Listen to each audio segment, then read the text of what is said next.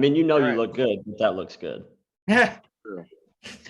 I like that you got the signature headphones on, like when you come to the ring. Oh, these are actually the headphones I use in real life. They're really good. Oh, So it just so happens that they're the same ones that I wear to the ring. They just work really well. Shoot, well, we might as well get started then. First off, we really want to thank you for being here, Max. We apologize for the technical issues. It's awesome to have you on, man.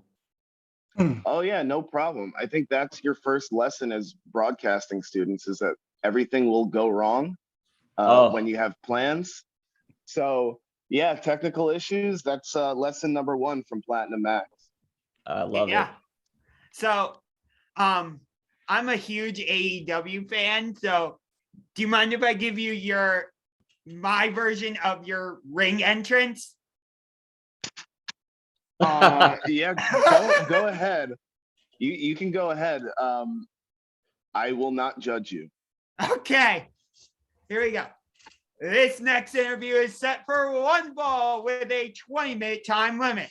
Making his way to the ring, 1/2 of the Acclaimed Max Caster. Wow. Yeah, Welcome, that's not Max. bad. Great to have you on, man. Yeah. Welcome to the Sports Generals. Yeah, welcome on, man. It's so great to have you here. Yeah, you mentioned broadcasting. I know you got a little bit of a background in broadcast, so we'll start right there. Like you said, anything that can go wrong will go wrong, and is there anything else from your broadcasting experience that you'd like to give us some tips on real quick before we jump into the wrestling? Sure. I would say that the best advice I ever got was from my dad, and it wasn't necessarily about broadcasting. It's about life, which it was at a point where I had graduated college and I had my broadcasting degree and I couldn't get a job. And my dad told me sometimes you have to make your own way into a field if you really like it. And I started to make a business plan to start an internet radio station. And this is 10 years ago. So internet streaming wasn't very sophisticated. So it was like a lot of technical investigating and trying to figure stuff out. And just formulating that plan in my mind, it never came to fruition, but it kept me going and kept me focused on my goal. And then eventually I got a job. I worked at Sirius for about 7.5 years. And I loved working there. And then I gave it up to be a wrestler full time. But there's always a way. So if you think that there is no spot for you, I know people always say that the broadcasting field is very competitive and there's not a lot of jobs out there. You can always make your own job and make your own spot. Same thing for any field. Same thing for wrestling. If you have a niche that you can fill and you can figure it out, then you're good to go. Yeah, that's awesome. That's a great answer. Josh, I know Josh wants to ask you some wrestling questions. I'm going to turn it over to him and let him jump into that for us. So, first of all, I love the tag team that you have with Anthony Bowens. How did you and him get to become a tag team? So that's a great story because we knew each other for years. We were acquaintances. He's from New Jersey. I'm from New York. We would see each other at shows all the time. We share a trainer, Pat Buck. He trained both of us. But we were never really friends. And it was in the fall of 2020 that, independent of each other, we both got a call from AEW. We fly down to Jacksonville, which is where we were taping at the time. And we just bump into each other in the elevator and say, "Oh, what are you doing here?" "I don't know. What are you doing here?" "I'm trying to get a job." "Oh, I'm trying to get a job." So we kind of figured out throughout the day that, wow, they're going to ask us to be a tag team. And we had a couple other things on the table for both of us. We had some tough decisions to make, especially Anthony. Anthony had to risk his deal that was on the table from another company.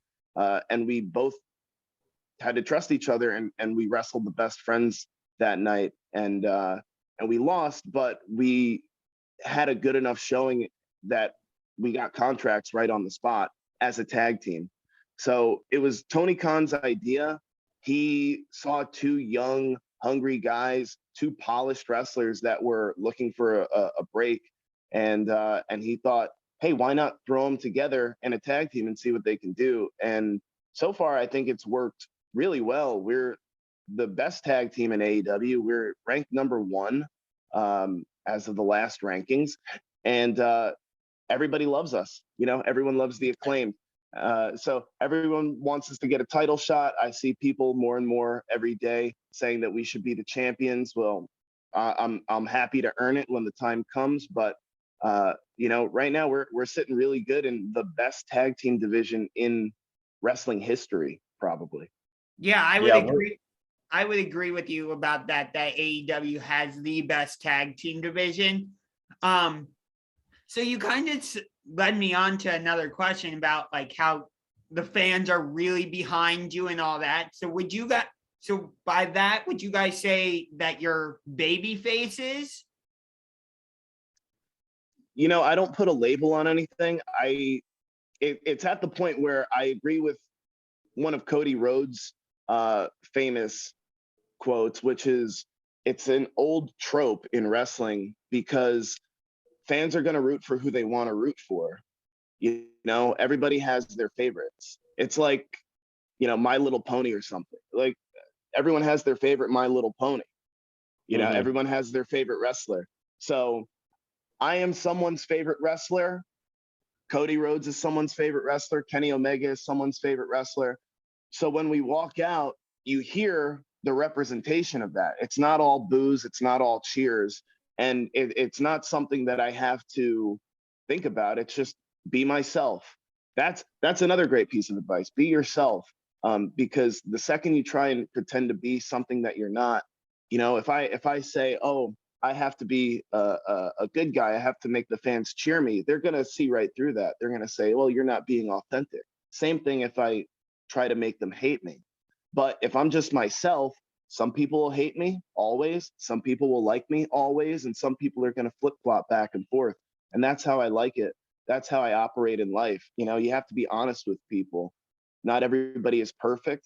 Not everybody is 100% evil. Everybody has their flaws. And, you know, even the worst people in the world do good things sometimes. So it's not a label I like to put on myself. I just like to say that I'm the best wrestler alive. That's Gotcha. awesome. And we know that you really pride yourself in your wrestling. You're obviously like super, super talented in the ring. But one of my favorite things about you is, you know, your character with the hip hop and the way that you've infused that in, and not just hip hop too, but like also comedy and edginess and being uniquely you. That's what I really like about you personally. At what point did you decide that, you know, you knew you were a great wrestler, but you wanted to kind of add that element into things as well? Was there a time when you knew that that was the right moment for you? Yeah, that's a great question. This is even before I was signed to AEW. So let's say 2019, this is right when I quit my job at Sirius. I was kind of aimless in wrestling, but I knew I had to kind of put my feet to the fire and destroy any safety net that I had. So I kind of sat back. I looked at the talents that I had. It's like, well, what can I do? I'm a wrestler and I'm a rapper. I make rap music for fun. That's my hobby. I've done songs in wrestling prior to being Platinum Max when I was a part of the group called the Shook Crew. And we would do rap songs. We would do diss songs on people that we were wrestling. And a lot of those were really, really popular. So I figured, okay, I need to double down on that and use my talents because there's no other wrestler and frankly, no other professional athlete doing that.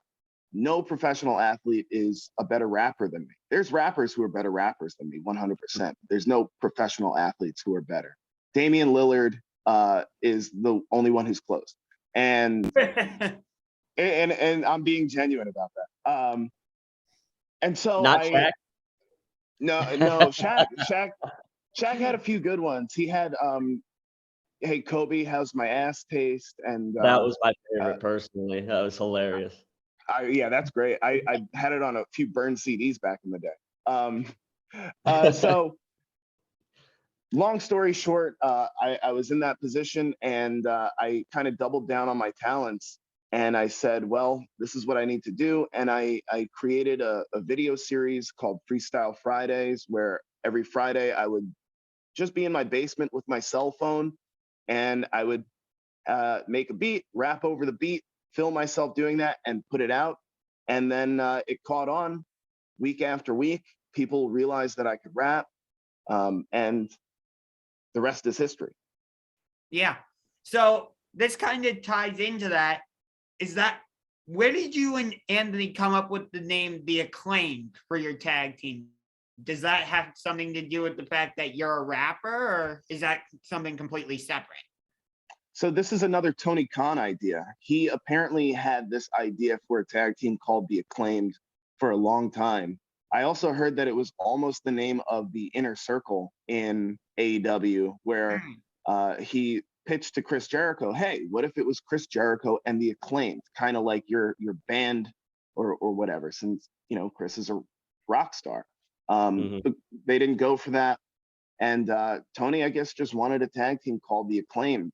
And from there, that was just up to us. He goes, Max Caster, Anthony Bowens, you are The Acclaimed. And we go, oh, great. What's that? And so we sat back and we realized that it makes perfect sense. We are both highly acclaimed professional wrestlers in our area on the independents. Both me and Anthony had very similar paths, which a lot of people would tell us, well, you guys are incredible wrestlers, but you just need to be on TV. You don't fit in on the independents. And that's something that always frustrated us because, you know, it sucks being told, hey, you don't belong here, even though you're the best. And actually, we proved everyone right. We got on TV and we became everyone's favorite tag team. So, so we're highly acclaimed wrestlers, and we're also highly acclaimed outside of wrestling. Me with my music.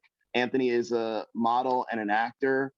He's in a lot of commercials. So we have, and he's a YouTuber as well. Subscribe to Michael and Anthony. He would be very happy for me to say that. Shout out. But yeah.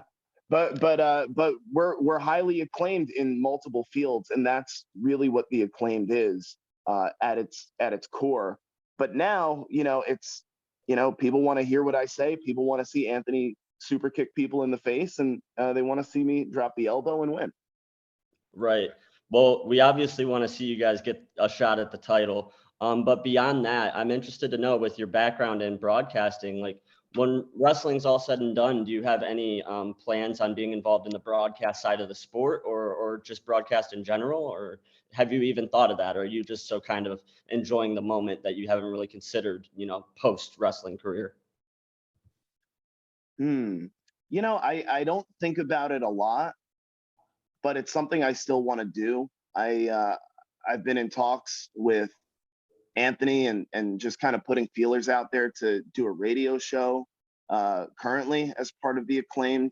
And after wrestling, yeah, I actually, funny story, I only started wrestling training because I wanted to be a commentator, and I didn't know how else to get into wrestling.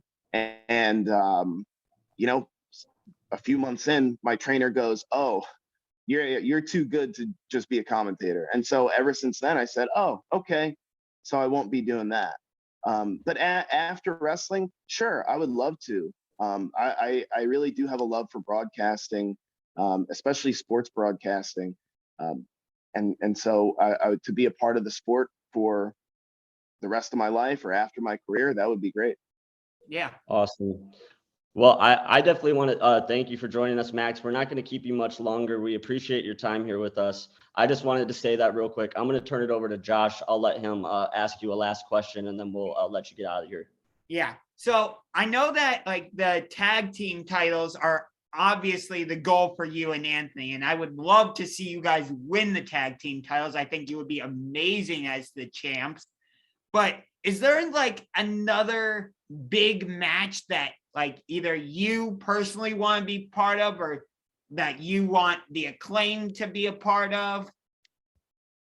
Wow, that's a really good question. There's a lot of great teams in AEW.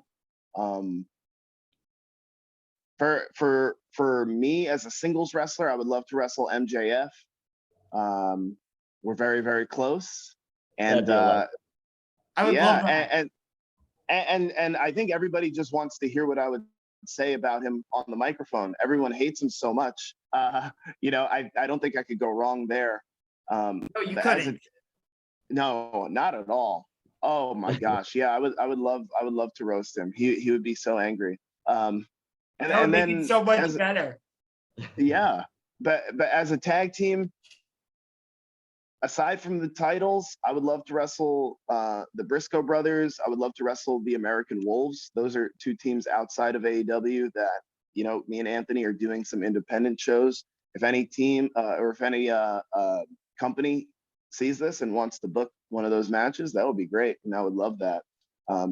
Because frankly, I think those two teams would give us a huge test physically and mentally in the ring. A lot of wrestlers now kind of wrestle the same and they try to impress fans, but those two teams, they just wrestle to beat people up. And we don't face that a lot in AEW. And I would love to be put in that situation, because once I am, then I know how it is. And then I can bring it back to AEW and beat up some teams.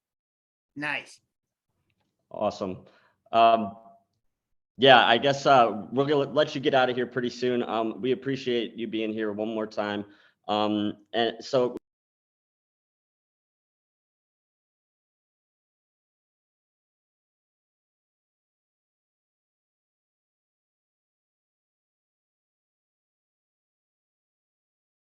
any picks for the Super Bowl or any sports picks in general? Do you like anybody in the NBA championship? We just want to see if we can get a pick from you for our show. Yeah. Oh gosh. So the AFC title game is the Bengals and the Chiefs, right? Yes. Yep. And the NFC title game is the Rams and the 49ers, right? Correct. You nailed it. Okay, great. So I'm going with the Rams. The Rams look super, super impressive right now. The offense is clicking. The defense looked great against the Bucs up until the end, obviously. But, Tom Brady will do what Tom Brady will do. So I'll say the Rams and the Chiefs. You can't go wrong with the Chiefs. Maybe it's a year too early for the Bengals. Maybe they need a little bit more seasoning. Right now, the Chiefs, I believe in them a lot more. In the Super Bowl, gosh, out of those two teams, that's so hard to pick. But you know what? Let me go with the Rams this year. Oh, I love it, man. Good. Love it. That's an awesome pick. Hey, we want to thank you one more time for being here, and want to let you know in Cleveland we've got a really good self-deprecating sense of humor. So if you have any lines planned, any shots you plan on taking at Cleveland tonight, I just want to let you know, let those things fly, man. We really love that. We have a good sense of humor. Well, what do you think I should say? Oh, let's see here. Oh, okay.